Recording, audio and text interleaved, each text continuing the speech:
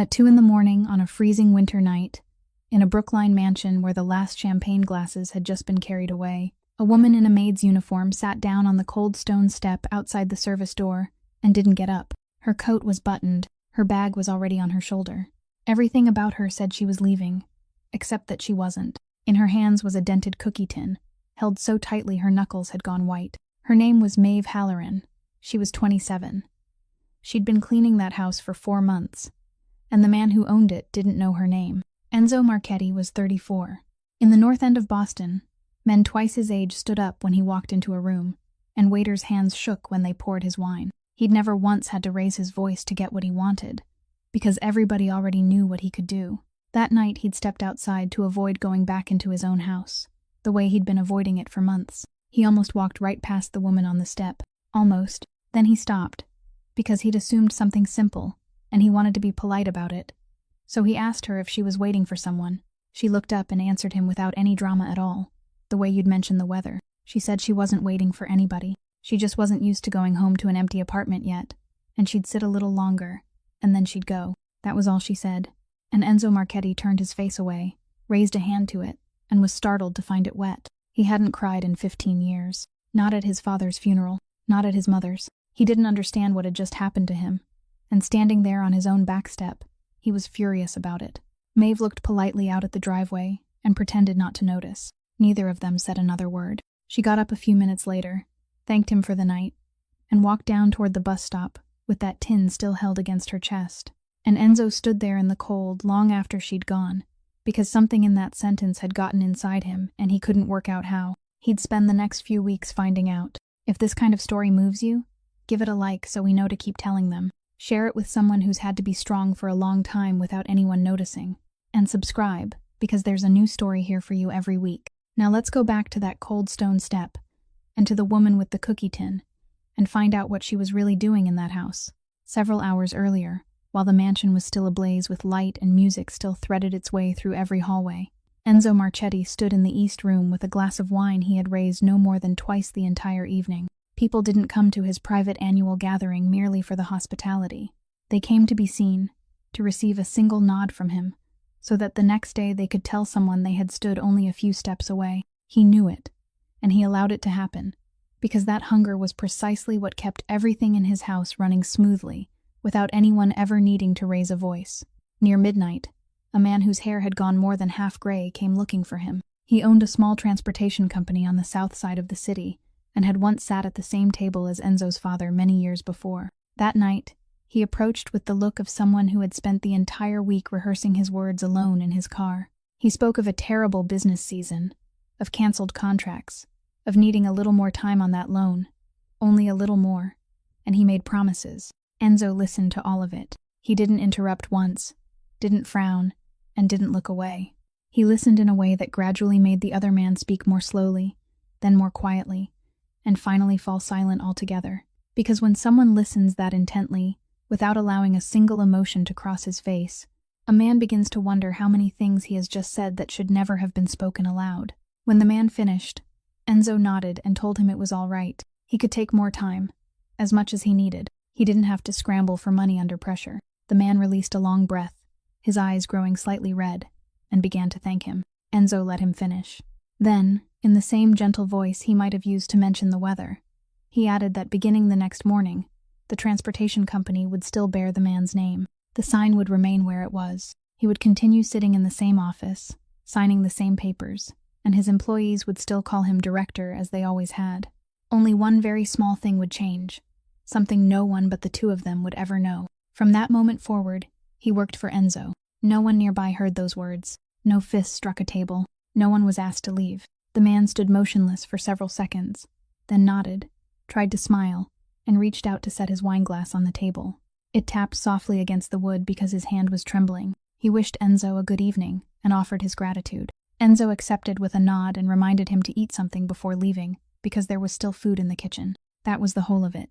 The man left before midnight, and no one in the room noticed that he had lost the business that had been his entire life, in a sentence lasting less than half a minute. Enzo received many more respectful greetings that night.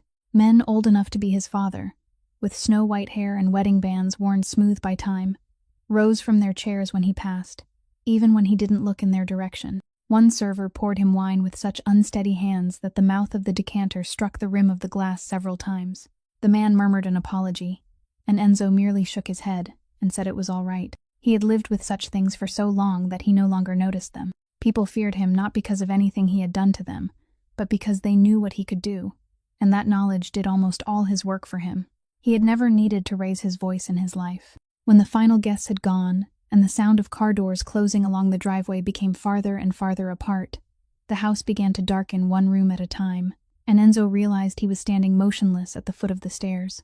Above him was the hallway leading to his bedroom, and on the way to that bedroom stood another door he hadn't opened since his mother's funeral. For months, he had been sleeping in his office in the city, eating out, and returning to Brookline only on nights when his presence was unavoidable. Nights like this one. He hadn't told anyone why, not even himself. He had simply done what a man does when he doesn't want to give his fear a name. He found somewhere else to stand, so he turned his back on the staircase, walked down the hallway, crossed the kitchen where several members of the staff were arranging glasses on trays, and pushed open the door leading behind the house to draw a breath of cold air. By then, it was past 2 o'clock in the morning. The following morning, he didn't return to his office as he usually did. He remained in Brookline until nearly noon, and when Bridget Moore crossed the dining room carrying a stack of freshly folded towels, he called her over and asked a question that sounded strange even to him as it left his mouth. What was the name of the woman who had worked the evening shift the night before? Bridget had overseen the house longer than Enzo had lived in it. She was accustomed to his questions about invoices, roof repairs, and car schedules, but he had never once asked about a member of the staff.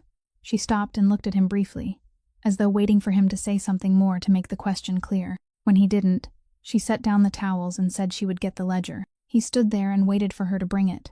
The wait lasted about 2 minutes, and during those 2 minutes he looked out at the backyard, where the chairs from the previous night's party were still stacked together, not yet put away.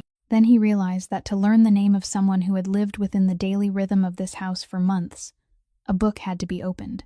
Bridget returned with a blue ledger bound in hard covers, its corners worn, the book in which she still recorded everything the old-fashioned way, even though the house had owned computers for years. She turned to the staff list. Her finger traveled down the column of names. Then she read aloud, Maeve Halloran, 27 years old, evening shift.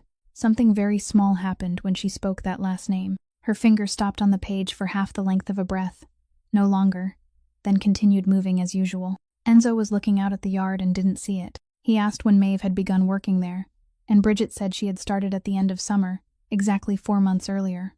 He asked what kind of worker she was. Bridget answered briefly that Maeve did her job well, made no mistakes, had never been late, and if something came up after her shift, she stayed until it was finished without asking questions. She added that Maeve had requested time off once, only for a few days. The reason recorded in the ledger was a death in the family, and afterward she had returned to work on the exact day she had promised. Enzo stepped closer and looked down at the page. He hadn't meant to look, but the ledger lay open before him, and his eyes moved across the columns. To the right of the names was the wage column. His gaze stopped there longer than he wanted it to. The amount beside Maeve's name was lower than every other amount on the page, even lower than the wages of someone who had started after her. He asked why. Bridget explained that the people living in the staff quarters received an additional allowance for room and board, while Maeve lived elsewhere, and therefore didn't receive it. The evening shift was also the longest shift of the day, ending only after every guest had gone, sometimes after midnight. Enzo asked again to be certain. So she works the most hours and takes home the least. Bridget said that was correct, in the calm voice of someone who had managed staff for many years, the voice of a person who regarded it as a line in a ledger rather than something requiring further discussion. Enzo asked why Maeve hadn't moved into the house. Bridget had to think for a moment before answering that question. She said she had invited Maeve twice. The first time had been during her second week, when Bridget noticed that she had to catch the last bus home. She had told Maeve that there was an empty room in the staff quarters, that living there would save her rent and spare her from traveling late at night, and that Boston winters were no joke. Maeve had thanked her and declined. The second time was after Maeve's bereavement leave, when Bridget thought she might need somewhere else to live. Maeve had thanked her again and declined again. Enzo asked what reason she had given. Bridget shook her head. She said Maeve hadn't given one. She had only said that she was fine where she was, then returned to her work. Bridget hadn't asked anything further, because in her profession, one didn't keep asking after someone had thanked you twice. Enzo closed the ledger and handed it back to her. There were 11 people on the household staff, and 10 of them slept beneath the roof they cleaned. Only one person walked through the gates every night after the longest shift to catch the last bus home to somewhere else. He stood there with that thought and understood there was nothing remarkable about it. Everyone had the right to choose where they lived, and those who worked in his house certainly had no obligation to explain anything to him. He simply couldn't push it from his mind. Bridget asked whether he needed anything else. He said no, then added that she shouldn't mention this conversation to anyone. She said she wouldn't, held the ledger against her chest, and walked away. Only after she had turned the corner of the hallway did she release a long breath. The last bus dropped Maeve 4 blocks from home, and she walked the rest of the way as she did every night, the tin box tucked beneath one arm, while her other hand searched inside her coat pocket for her keys. Her apartment was on the 4th floor of an old building in Somerville with no elevator, and she had grown accustomed to climbing 4 flights of stairs on legs that had been standing since the afternoon. She opened the door near 3 o'clock in the morning. She didn't turn on the main light right away. She stood in the entrance for several seconds in the darkness, like someone waiting for her eyes to adjust to something, then reached out and switched on the small lamp on the table. 2 cups sat upside down beside each other on the kitchen shelf. One was white, the other was blue, with a small piece chipped from its handle. She washed both of them every evening before leaving for work, even though only one had been used for months. In the corner of the living room, the humidifier was still plugged in, still murmuring softly through the night as it had through so many winters before, and she still filled it with water every morning. An old calendar remained on the refrigerator door, and in a square belonging to a date that had long since passed, her handwriting still marked the time of a physical therapy appointment that had never taken place. She hadn't taken down the calendar, she hadn't unplugged the humidifier, and she still cooked 2 portions. That was the most stubborn habit of all. She prepared a late meal after returning from work, ladled it into 2 bowls as she had done throughout all those years, finished one, then sat watching the other grow cold on the table, before scraping it into the trash and going to bed. She knew it made no sense. She had told herself she would stop this week, then the following week, then the week after that, and she still hadn't managed to stop, because the moment she filled the second bowl was the only moment of the day when the apartment still felt the way it had before. Bridget had invited her twice to move into the staff quarters at the mansion. Both times, everything Bridget said had been reasonable. Maeve would save money on rent, she wouldn't have to ride the bus late at night, and Boston winters were no joke. Both times, Maeve had thanked her and declined. Both times, she had given no reason, because if she spoke that reason aloud, it would sound impossible for anyone else to understand. Moving into the staff quarters would mean giving up this apartment. Giving up the apartment would mean clearing everything out of it, taking down the calendar, unplugging the humidifier, and deciding what to do with the cup whose handle was chipped. And doing those things would mean admitting that her younger brother was never coming home. She hadn't been able to do that. She could arrive at work on time, scrub every stair in a stranger's house until it was clean, sit on a stone step in the middle of a freezing night, and answer a man with the calm voice of someone discussing the weather. But she couldn't perform the simple act of taking down a calendar, so she kept the apartment. She kept it with the lowest wages on the entire household staff, with the longest shift, with the last bus every night, and she didn't consider any of it a sacrifice. She saw it only as the price of not having to say goodbye yet. She removed her coat, hung it on the hook, then carried the tin box to the table and sat down. It had once held cookies.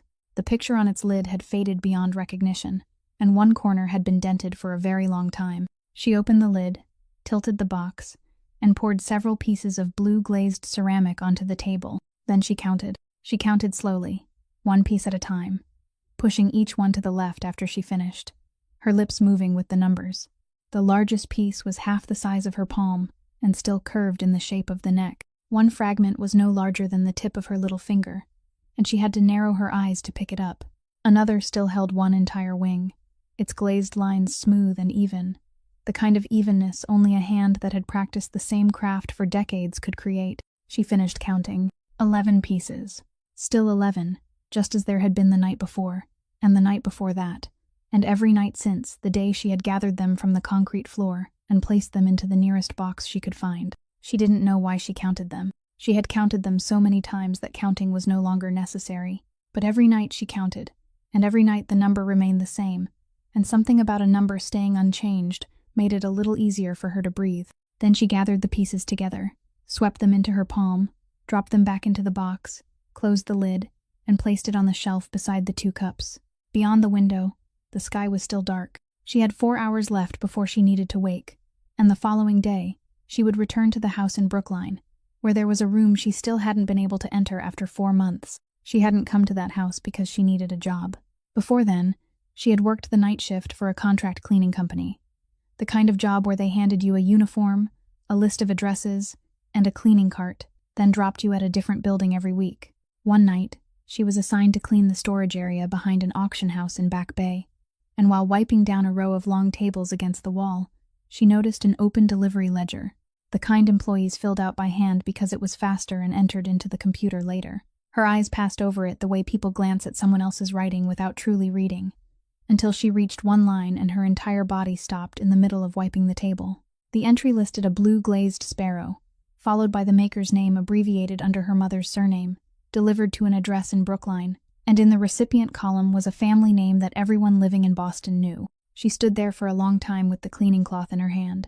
Then she took out her phone and photographed the page 3 times to make certain she had it, finished wiping the tables, completed her shift, went home, and sat staring at the photograph on her phone until morning. Her mother had died many years earlier. She had made those sparrows during the final months, when she was still able to sit at her potter's wheel, and she had created them as a pair, not as 2 separate birds, the way an old craftswoman makes something with the thought that it will remain after she is gone. One bird had shattered. For all those years, Maeve had believed the other had vanished into the crowd of belongings carried away that day, lost somewhere in a vast city, never to be found again. But it hadn't. It had an address. What she did next was strangely simple. She found the house and went to stand outside the service gate one morning, the entrance used by delivery vehicles and household staff, and she waited. On the first morning, no one noticed her. On the second morning, a security guard asked what she wanted. She said she was looking for work, and he told her the house wasn't hiring. On the third morning, she returned, and this time, Bridget Moore happened to pass. Bridget saw her, stopped, and asked how many days she had been standing there. The interview took place in the kitchen, with both of them standing, and lasted less than 15 minutes. Bridget asked whether she had experience, and Maeve said she did. Bridget told her the only opening was on the evening shift, the longest shift, ending after all the guests had gone, sometimes after midnight. The wages weren't high, especially for someone living outside the house, because there would be no allowance for room and board. Maeve said she would take it. Bridget asked whether she had any questions, and when people asked that, they expected to hear questions about days off, working hours, or which day of the month wages were paid. Maeve asked whether any pottery was displayed in the house. Bridget looked slightly surprised, then said the former mistress of the house had collected some pieces, and that a few were probably still somewhere inside. She asked why Maeve wanted to know. Maeve said she only wished to be aware of them so she could take care while cleaning.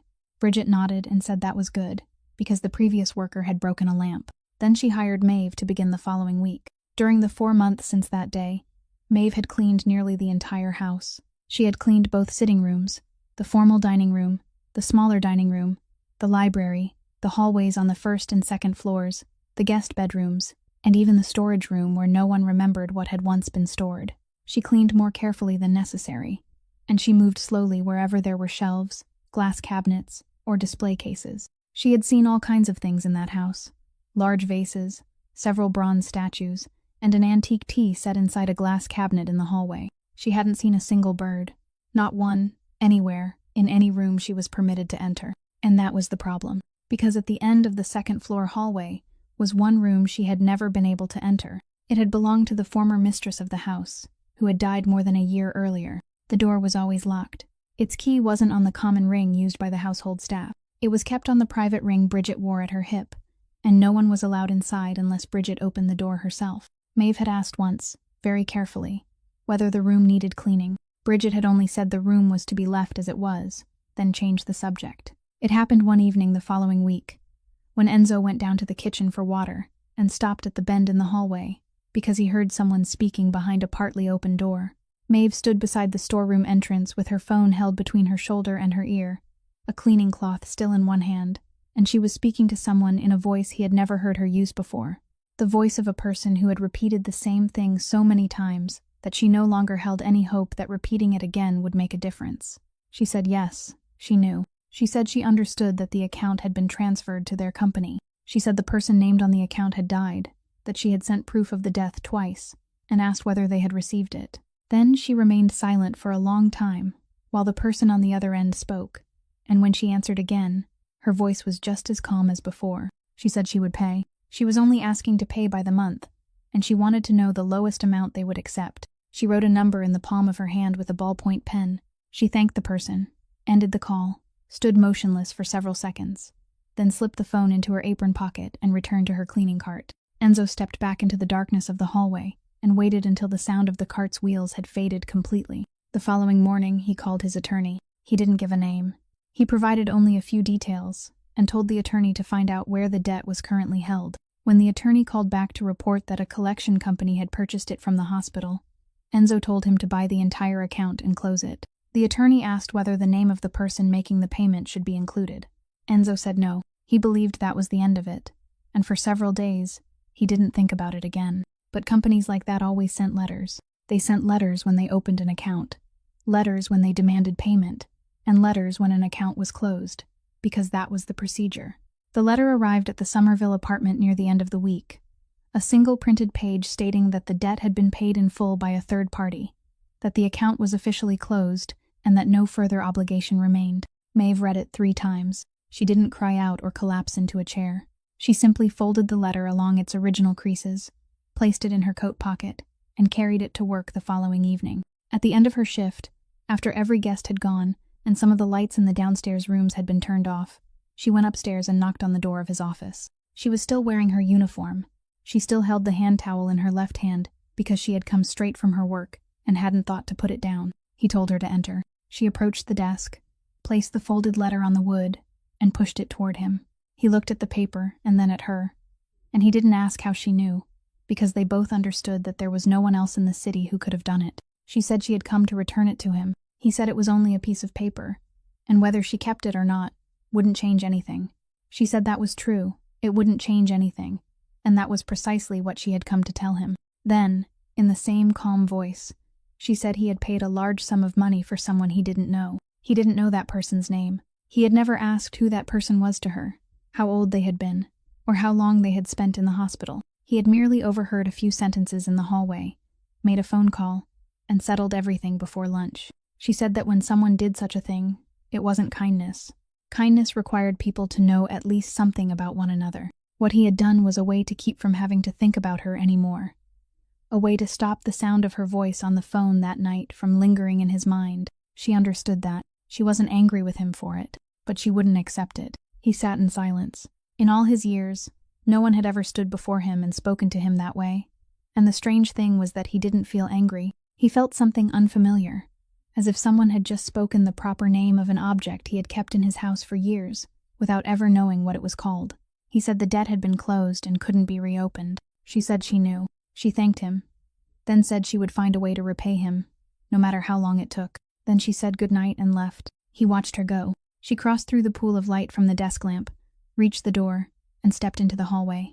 As she walked, her body leaned slightly to one side, so faintly it was almost impossible to see, an unevenness in her left leg that only someone paying attention would notice at the end of a long shift. He didn't ask. She closed the door behind her, and her footsteps faded down the hallway, uneven and very soft. He couldn't sleep that night, and near dawn he walked the second-floor hallway to its far end, to the door he had passed countless times without stopping once since the funeral. He called Bridget upstairs and told her to open it.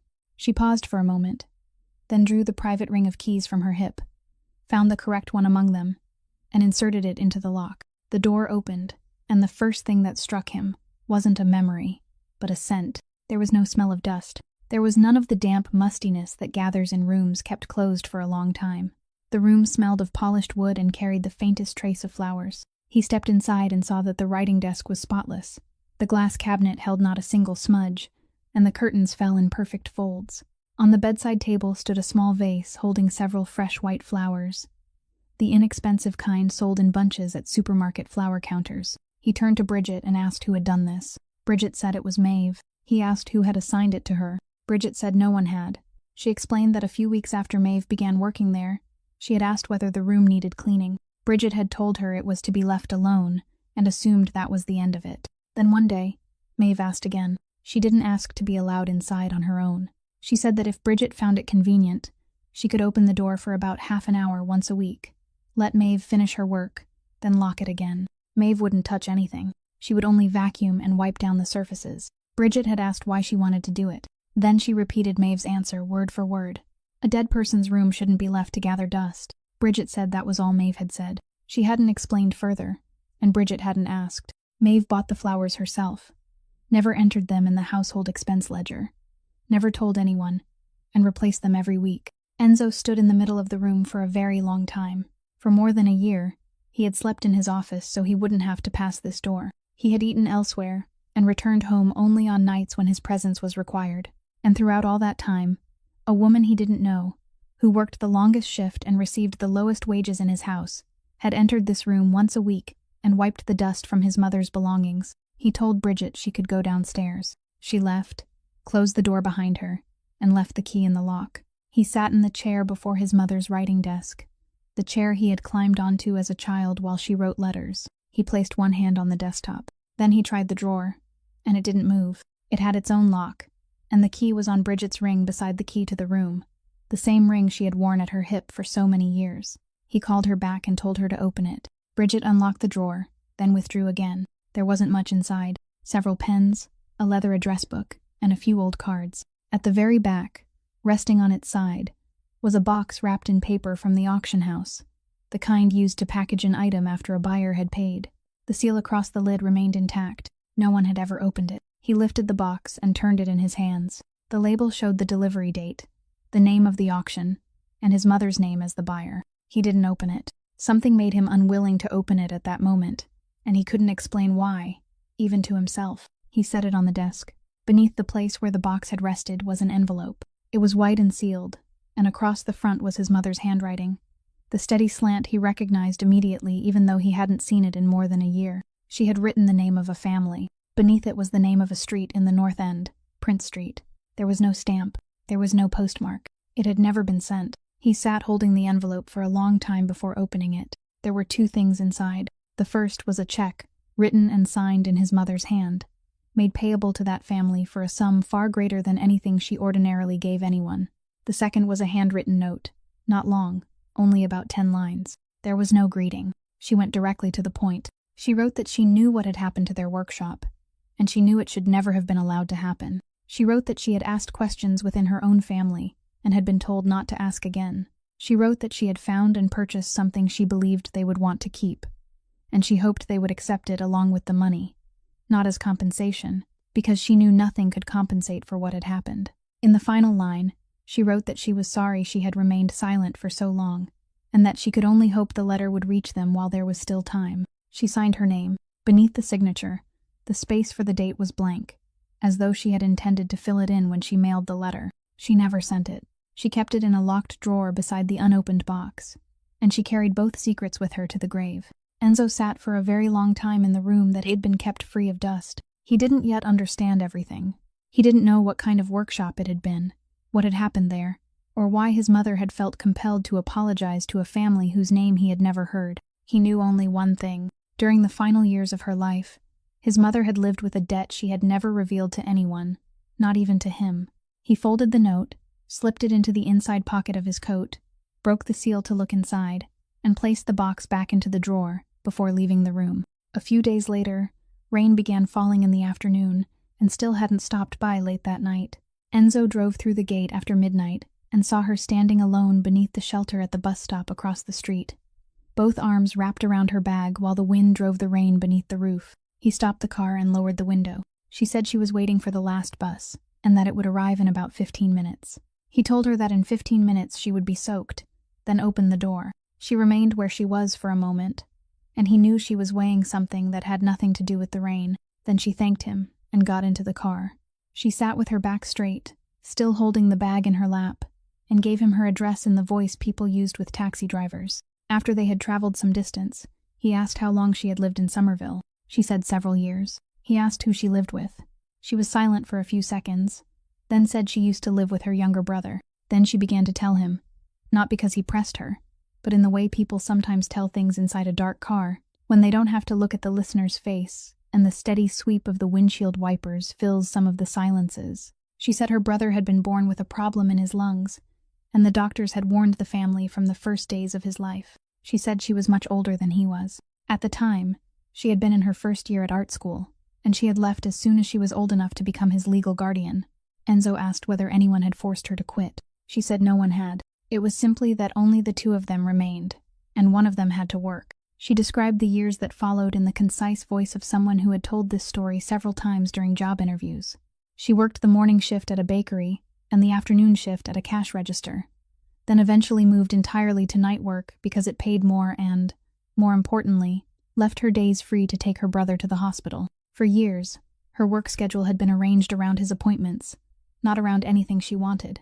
Enzo asked what her brother did. She said he was a very good student, studied mostly at home, and loved music. He could play the guitar even though his fingers weren't strong, and he had a habit of commenting on everything in the world in the voice of a sports announcer, even when his sister was washing dishes. It was the first time Enzo heard her laugh. The sound was brief and disappeared almost immediately. Then she added that her brother had died in October. Enzo didn't offer his condolences, because he knew how such words sounded when people said them to him at his mother's funeral. He only asked whether she was all right. She said she was, then remained silent for a while, before adding that she honestly didn't know. She said she didn't regret those years, not a single day of them, and if she had to live them again, she would do everything exactly the same way. She regretted only one thing. She had grown so accustomed to living for another person that every part of her day revolved around his schedule, and now that he was gone, she didn't know who she was supposed to live for anymore. She still woke at the proper time, still went to work, still came home, but she no longer knew what any of it was for. He didn't answer. He continued driving, and inside the breast pocket of his coat was still the letter his mother had written, hidden away, and never sent. He found himself thinking that some people lived their entire lives carrying something they couldn't tell anyone. He stopped the car in front of the old apartment building in Somerville that had no elevator.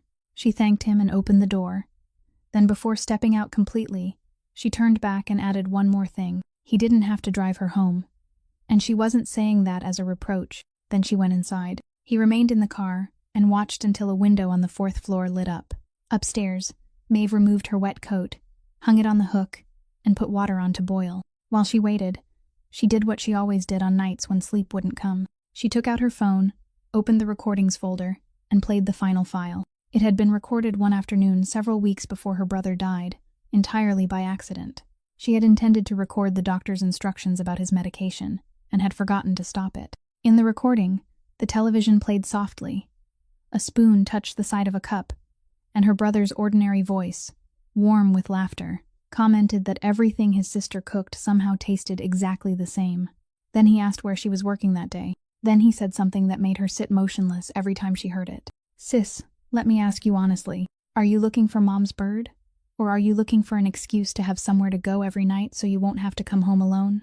Then he laughed, the laugh of a younger brother who had just teased his sister. Then he said he was only joking, and told her to make another bowl. The recording ended there. The water boiled. Maeve turned off the stove, stood in the kitchen for a long time, then took both cups down from the shelf, looked at them, and returned the blue one to its place.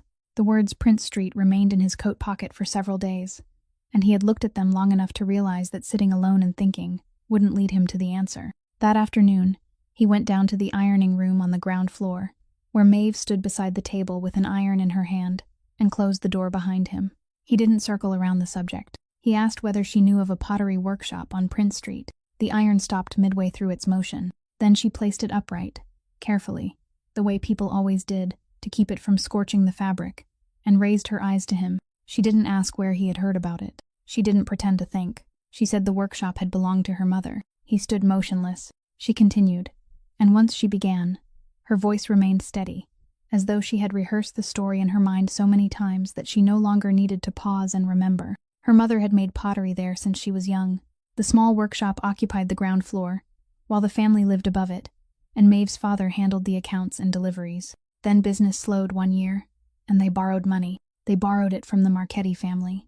She spoke the name without placing the slightest emphasis on it, then continued by saying that afterward, they lost everything. The workshop, the home, everything inside the workshop, even the unfinished pieces her mother had left on the shelves. He asked whether that was why she had come to work here. She said yes. She hadn't come to the house looking for a job. She had come because she knew there was something inside it, and she had considered every other possibility.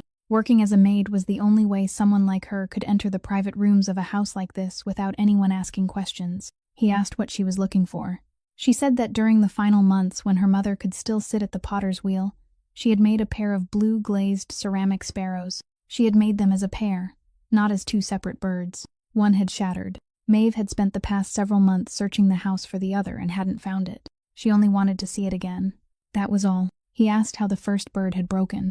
She was silent for a moment, then said she had been standing outside the workshop on the day they came to take it. She had held the bird in her hands because it was the only thing she had managed to carry out, and she stood watching as people removed everything else.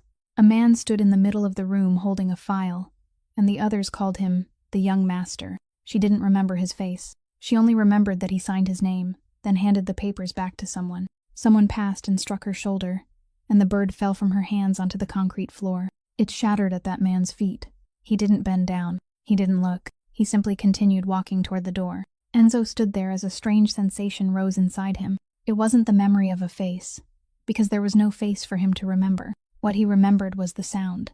He remembered ceramic breaking against concrete, a clean, dry sound that broke once and ended, without lingering. He had heard that sound many times throughout his life, usually near dawn, in the space between waking and sleep, before the mind had time to raise its defenses.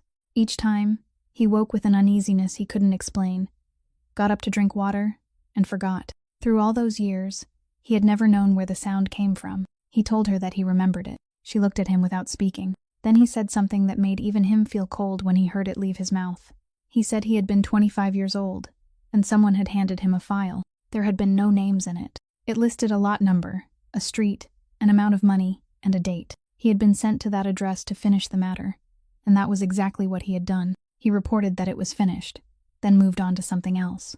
He said that in the way he had remembered the event all these years, he hadn't destroyed a family. He had processed an address. He spoke those words very softly, and he didn't apologize afterward because he knew an apology placed there would only make everything worse. Maeve rested one hand on the edge of the ironing table. She said she had known who he was from the first day she walked through the service gate. She had known even before Bridget called her into the kitchen for the interview. Then she said she hadn't come for revenge. She had nothing with which to take revenge, and she didn't want it. She only wanted to see something her mother had made with her own hands. That was all. And once she had seen it, she would leave. Then she added several more things, briefly, in the voice of someone listing facts, rather than recounting suffering. Her father had died of a stroke not long after they lost the workshop. Her mother had abandoned pottery that same day, never touched clay again, and died several years later. He asked why she had waited until now to begin searching. She said that back then, her brother had still been alive. If she had caused trouble with Enzo's family and something had happened to her, if she had lost her job or suffered something worse, there would have been no one left to take her brother to the hospital, no one to pay for his medicine, and no one to stay home with him. Throughout those years, she hadn't been allowed to take risks. Then she picked up the iron and spoke her final words. She had begun searching only when she had nothing left to lose. Warren Pike had kept the books for this family since the days when Enzo's father still occupied the chair where Enzo now sat, and he worked in a small room on the second floor of the building on Hanover Street, a room that smelled of old paper and held an old-fashioned safe no one had bothered to ask about in years. Enzo arrived that morning without warning. He sat in the chair opposite Warren and told him to find the loan records for a family on Prince Street from many years earlier, a pottery workshop. The old man looked up over his glasses. He didn't ask a single question, didn't ask why or what Enzo intended to do with them, and Enzo would remember that moment for the rest of his life, because the reaction of someone who isn't surprised looks very different from the reaction of someone trying to appear calm. Warren removed his glasses, placed them on the desk, then rose and walked to the safe in the corner. He turned the dial with fingers that had begun to tremble, opened the door, and removed a thin folder he didn't need to search for because it lay at the very top, within easiest reach. He placed it before Enzo. He said there were several things inside that had never appeared in the official report. Enzo opened it. Inside were 3 receipts, the paper yellowed with age, handwritten receipts bearing the family's printed letterhead across the top. Each recorded a cash payment. He added the amounts in his head, then added them again, then compared the total with the figure on the first page of the loan agreement. The debt had been paid in full. More than paid in full, it had been settled before the deadline, and the final receipt was dated an entire week before the payment was due. He turned to the stack of papers beneath them. It was the report submitted to his father at the time, and in that report, The loan was listed as delinquent, with a recommendation that the collateral be seized to balance the books for the quarter. He read that line several times. He asked Warren why the two accounts didn't agree. The old man stood in the middle of the room with his hands folded before his stomach and said he was only the record keeper, that whatever was given to him was entered into the books, while anything withheld from him was something he had no way of knowing.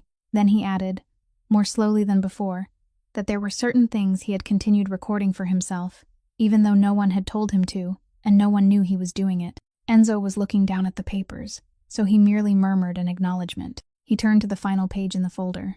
It was a repossession report, a printed form with the blank spaces completed, listing the lot number, the street, the date, and the time. In the lower right corner, in the space reserved for the person who carried out the order, was a signature. He recognized it immediately because it was his own. He sat down. He had already been sitting, yet he still felt as though he had just sat down a second time. The handwriting belonged to him at 25, when he still signed his full name instead of reducing it to the 2 strokes he used now, and he looked at it the way people look at photographs of themselves when they were young, recognizing the person and failing to recognize him at the same time. Warren Pike watched him for several seconds. Then, without another word, he turned, walked to the door, and closed it softly behind him, leaving Enzo alone in the room that smelled of old paper. Enzo remained there for a very long time. He lifted the page and saw it trembling in his hands, and he had to put it back on the desk and press his palm over it to make it stop. He didn't sob. He only sat there with one hand holding down the repossession report, his eyes fixed on his own signature, while tears fell in the helpless way they fall from a man who hadn't prepared for them and didn't know how to stop them.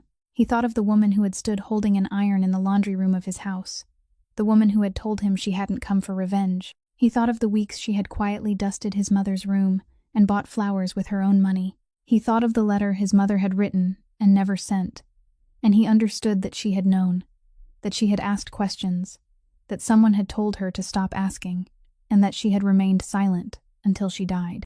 Then he thought of the night on the stone step. In the empty room, he spoke aloud the very words she had said to him that night. I haven't gotten used to going home alone yet. He heard his own voice saying them, and he understood why he had cried that night without knowing the reason. She had said those words because there was no one left for her to go home with. He had cried because they were true for him as well, and for more than a year, he had lived with that truth without ever knowing its name. But now, sitting in that room with his own signature before him, he understood something even worse. They weren't two strangers who happened to fear a door. They were opposite ends of the same story. She had no home to return to, and the man who had taken that home from her, the man who had signed the paper that allowed it to happen, was him. He remained in that room until his hands were steady again, then drew the file toward him and began reading from the beginning, this time slowly, the way a man reads financial records, rather than the way a man tries to understand his own life. Each of the 3 cash payment receipts bore 2 signatures. On the left was the signature of the person making the payment, the slanted, slightly unsteady handwriting of an older man, written the same way on all 3 pages. On the right was the space reserved for the person receiving the money. Enzo examined it closely.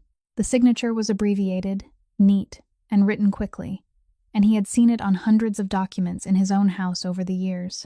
It belonged to his uncle, Salvatore Marchetti, the man everyone in the family called Uncle Sonny. He placed the paper on the desk and sat motionless for a while. Then he called Warren Pike back into the room. The old man entered, closed the door, and waited. Enzo asked who had collected cash payments on small loans during that period. Warren said most of them had been handled by his uncle's people, while the smaller accounts in the North End had been collected by his uncle personally, because he liked maintaining relationships with the businesses in the neighborhood. He had always said that relationships were the only true capital.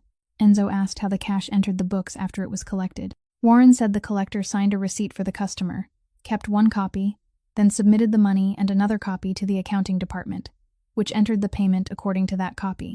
Enzo asked what happened if the copy was never submitted. Warren remained silent for a moment, then said the loan would remain on the books as though no payment had ever been made. Enzo asked where the 3 receipts in Warren's safe had come from. Warren said the man from Prince Street had brought them himself. He explained that several weeks after the workshop was taken, an older man came to the office, carrying an envelope. He said he had paid the debt in full, that there must have been a mistake somewhere, and asked to speak with the person in charge. Warren said he had accepted the envelope, told the man to leave it there and go home, and promised he would look into the matter. Enzo asked what Warren had done afterward. Warren said he had put the receipts in the safe. Enzo asked whether he had reported them. Warren looked down at the floor and said no. Enzo didn't ask another question at that moment. He took the folder and a copy of the loan agreement, then left Hanover Street, and spent the next 2 days on work that was painfully dry. He had his people examine the property records for the area around Prince Street during that period, including sales, transfers of ownership, and the companies listed as buyers. What emerged wasn't complicated. About half a year before the pottery workshop was seized, 2 adjoining lots had been purchased by 2 different companies, registered at 2 different addresses and bearing names that had no apparent connection to each other. Both companies shared the same legal representative, and that person was his uncle's private attorney. The 2 lots stood on opposite sides of the Halloran property, with the family's workshop directly between them. Without the middle parcel, the other 2 were merely narrow fragments of land, each too small to be used for anything valuable. Combined, the 3 created an unbroken frontage, running along the entire stretch of the street. Enzo had his people continue searching through the city planning department, and there he found the rest. A redevelopment plan for the entire area had been discussed at the city level around that time, initially behind closed doors, and not yet made public. It wasn't announced until more than a year later. His uncle had long maintained connections there, and those connections had never been a secret within the family. People spoke of them as though they were worthy of admiration. After the plan became public, all 3 parcels were sold together to a real estate development corporation, and the difference between the sale price and the combined purchase cost was a number that made Enzo set the page down after reading it. The debt had never been the issue. The debt had only been the door handle. Whether the man on Prince Street paid or didn't pay would never have changed anything, because the thing they wanted wasn't money. It was the land, and the cleanest way to take land from an owner who had no intention of selling was to make that owner incapable of keeping it. The cash had been collected. The receipts had been signed. The copies had never reached the accounting records. On paper, a family had stopped making payments. On paper, the repossession had followed proper procedure, and the person sent to carry out that proper procedure was a nephew who was 25 years old. Someone who would sign his name in the space reserved for the person executing the order, then move on to another task without asking a single question. There was one more detail Enzo discovered at the end of the second day. It appeared in the notes section of the original loan file, on the line reserved for the person who had referred the borrower. The line wasn't blank. It stated that the man from Prince Street had been referred for the loan by someone within the family, someone who had known the Hallorans for many years, someone he trusted. The name written in that space was Salvatore Marchetti. A man couldn't search through property records at the planning department without someone noticing, and Salvatore Marchetti learned what Enzo was doing before his nephew had finished reading on the second day. He didn't call Enzo. He didn't go to Brookline. He did 2 things that same afternoon, and he did them exactly as a man would who had spent his entire life acting half a step before everyone else. First, he drove himself to Somerville. He waited in the coffee shop beneath Maeve's building until he saw her walking home from the bus stop, then called her by name. He introduced himself, invited her to sit down, ordered her a cup of hot tea she never touched, and spoke to her in the warm voice of an uncle within the family. He called her child. He said he had known her father, that years ago they had often stood talking together on the sidewalk along Prince Street, and that he was deeply sorry for what had happened to her family. He said many things had happened in those days that no one had been able to control completely. Maeve sat silently and listened. Then he placed a thick envelope on the table, and beside it, a printed document, a one-way plane ticket out of Boston, with the departure date left blank. He said this wasn't money to buy her silence because he disliked that expression. He said it was what her family should have received long ago, and he was giving it to her now because only now was he able to do so. He said that with the money inside, she could pay every debt she still owed, leave the city, rent a place with good light, and reopen her mother's workshop somewhere else. She could begin again and live the rest of her life the way she should always have been allowed to live. He told her there was nothing left for her in this city. Maeve looked at the envelope for a long time. She thought about the calendar still hanging on the refrigerator door, about her mother's potter's wheel, whose sound she could still remember even though she could no longer picture its shape, and about how merely picking up that envelope would make every heavy thing in her life grow lighter in a single afternoon. Then she pushed it back toward him with 2 fingers, along with the ticket. She thanked him for taking the trouble to come all the way there. Then she said, "You already bought my family's home once, Uncle. I won't sell it to you a second time." Sonny smiled. He didn't become angry, didn't threaten her, and didn't speak another word that could be recorded. He merely said he was sorry, that she was still young and therefore still believed she had plenty of time. Then he slipped the envelope into the inside pocket of his coat, left money for the tea on the table, and departed. The second thing he did took place that same evening. He summoned the heads of the remaining families to dinner at his house, and he didn't say a word about the land, the old records, or Prince Street. He spoke about his nephew. He said he loved Enzo like a son. He said the boy hadn't been himself since his mother died, that he no longer slept at home, that he had neglected the responsibilities he should have been handling, and that for the past several weeks he had been digging through records from an earlier generation, trying to find some old mistake he could blame on someone within his own family. Sonny said he didn't blame him. A man who had lost his mother was bound to be that way. Then he said business couldn't wait for anyone to finish grieving, and he proposed that they meet again in 7 days to decide. He added that if Enzo settled the engagement with the Ferraro family as he had promised at the beginning of the year, then everything could be considered resolved, and Sonny would be the first person to stand behind him. If he didn't, everyone would understand that Enzo's mind was no longer where it needed to be. No one objected. 7 days was a reasonable number, and in rooms like that, a reasonable number always traveled farther than an accusation. Camille Ferraro arrived in Brookline the following morning. She didn't sit down. She said she had heard everything about the previous night's meeting, and had come so he wouldn't waste time wondering what she thought.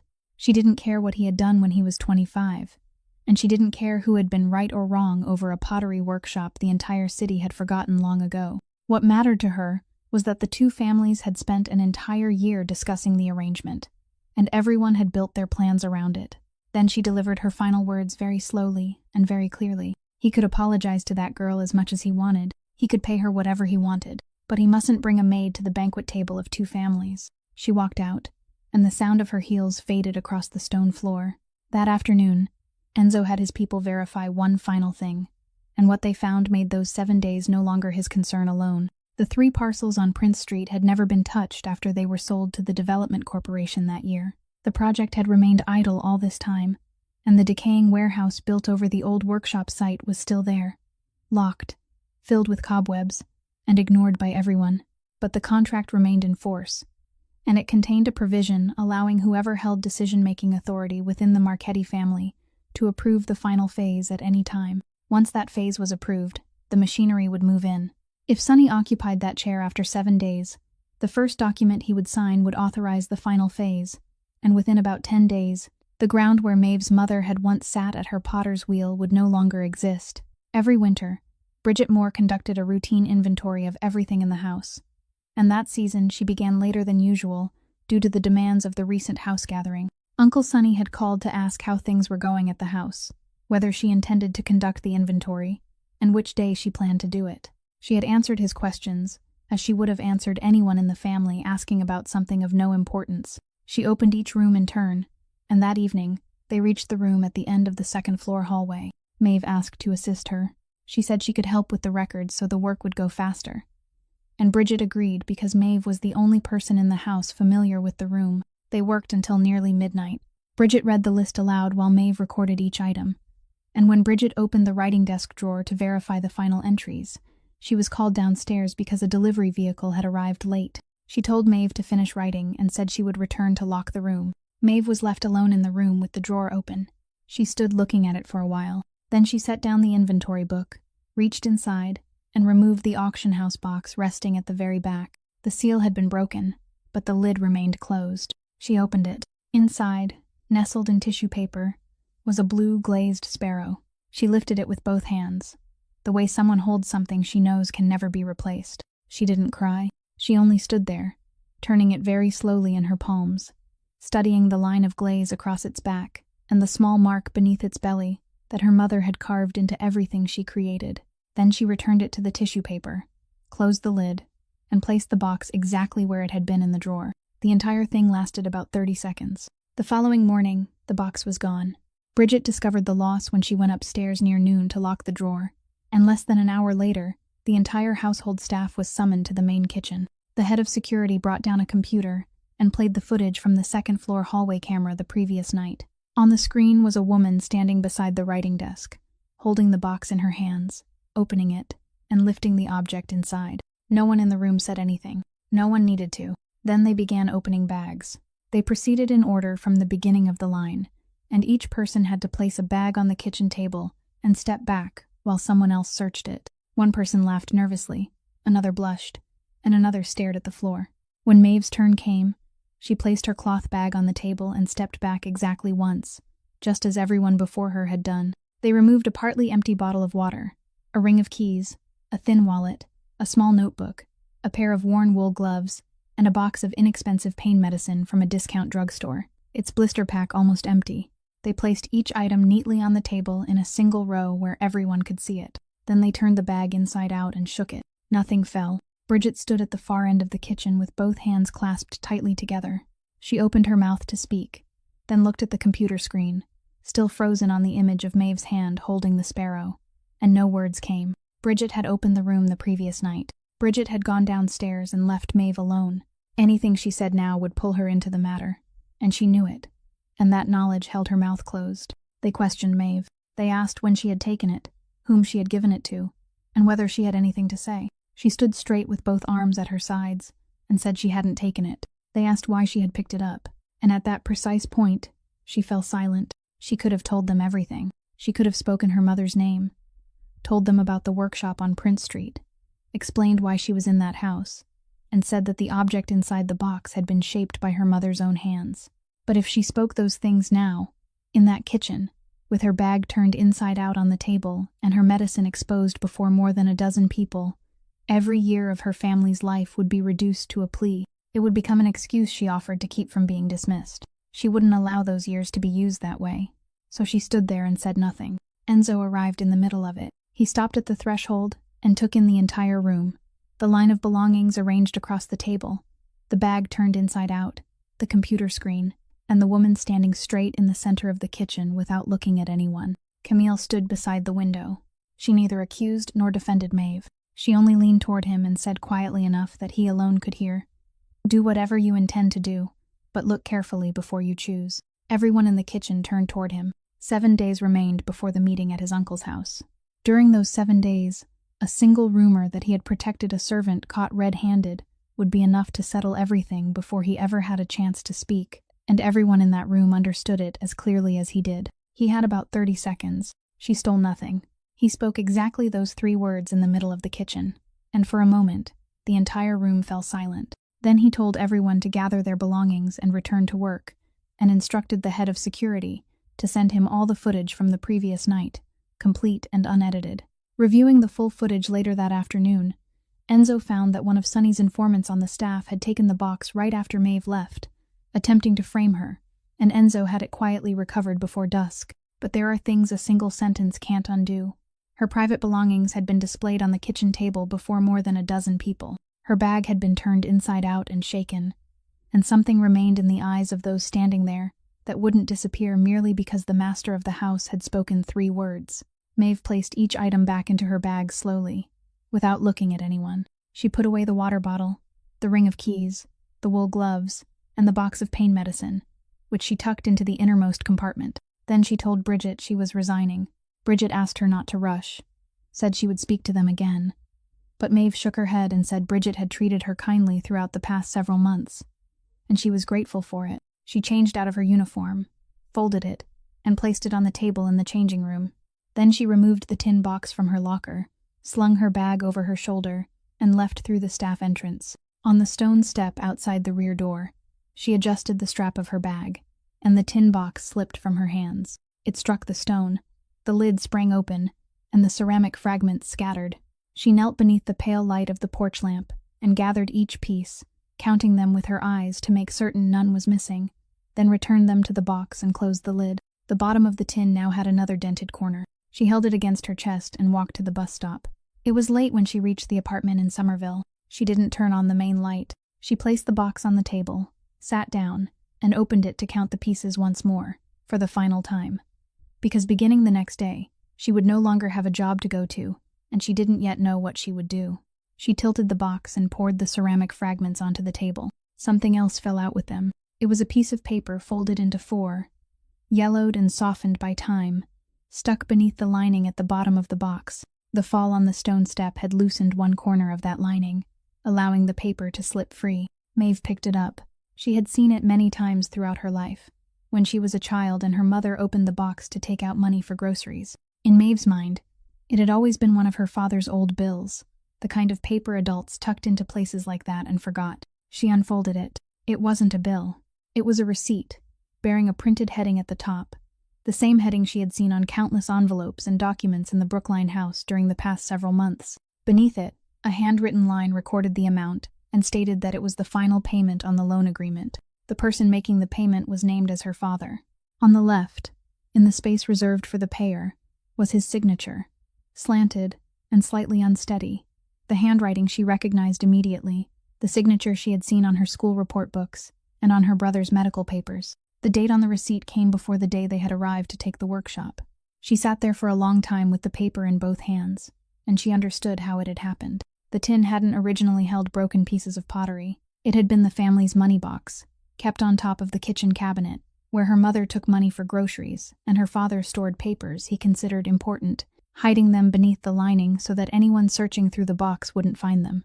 On the day they came, Maeve had stood outside the door, and the sparrow had shattered at the feet of the man holding the papers. When she knelt to gather the pieces, she needed something to hold them, and the closest thing within reach was the tin on top of the cabinet. She had emptied everything from it, or believed she had emptied everything, then placed the ceramic fragments inside and carried it away. Through all the years that followed, she had slept with that box in her home, opened it every night, and counted the broken pieces again and again. Yet she had never once lifted the lining to see what lay beneath it. Her father had taken another copy of the receipt to the office on Hanover Street to say he had paid the debt in full, and they had placed it in a safe and told him to go home. He died several months later.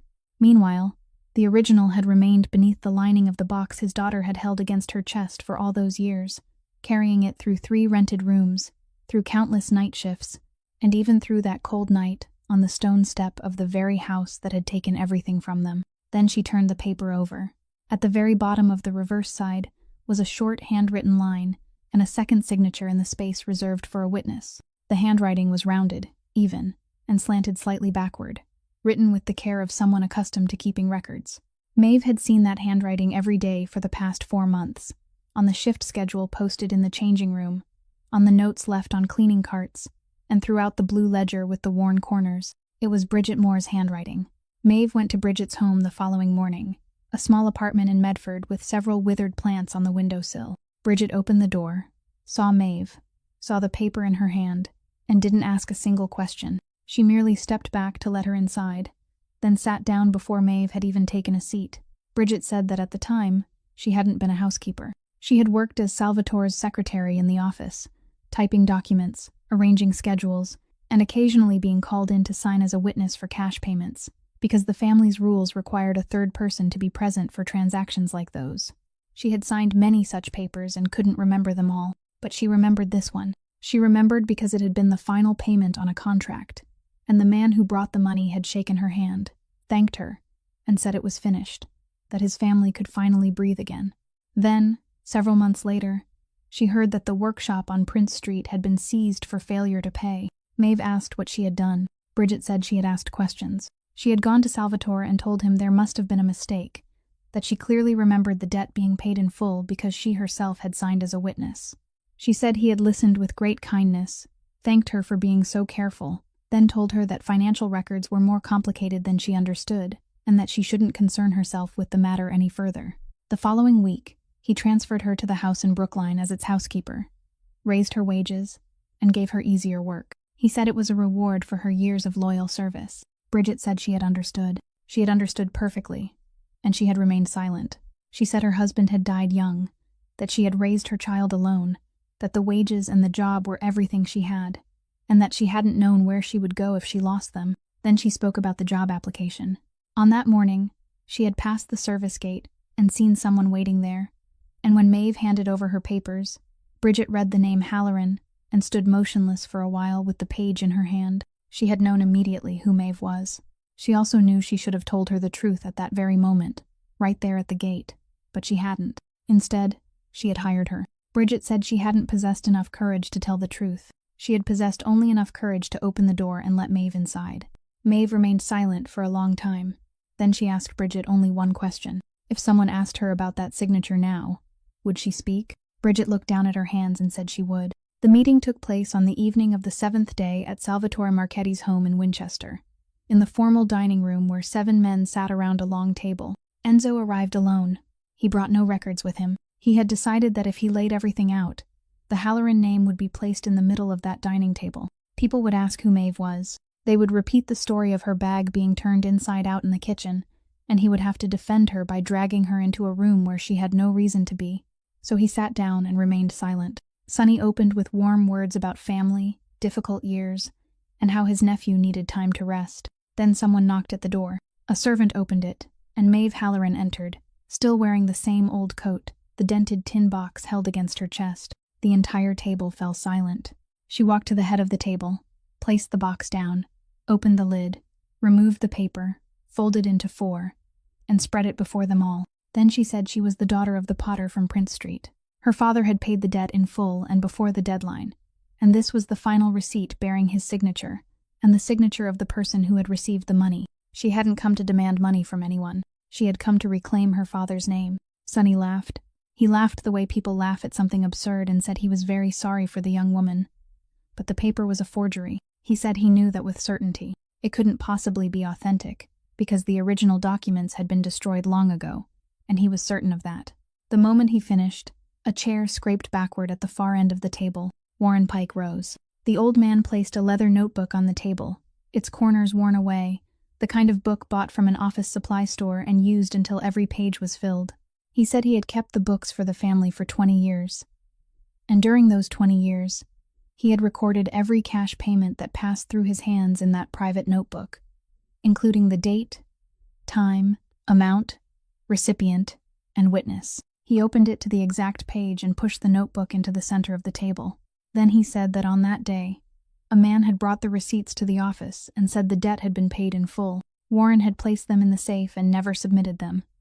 And he had remained silent all those years because his wife was ill and he was afraid of losing his job. He said he was a coward.